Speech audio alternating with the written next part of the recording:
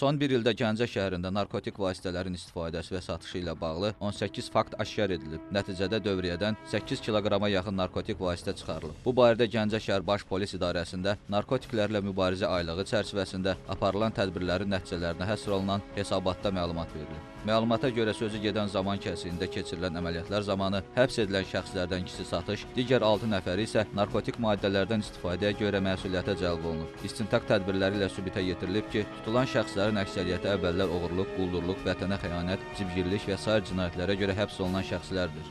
Qeyd olunan cinayətləri törətmiş şəxslərdən çoxu ölkə prezidentimiz tərəfindən verilmiş amnistiya qərarına əsasən cəzadan azad olsalar da bəziləri islah olunmayaraq yenidən bu kimi cinayətlər törətmişlər. Çox təəssüf ki, bu cinayətlərə qadınlar da məşğul olması müəyyən olunmuşdur.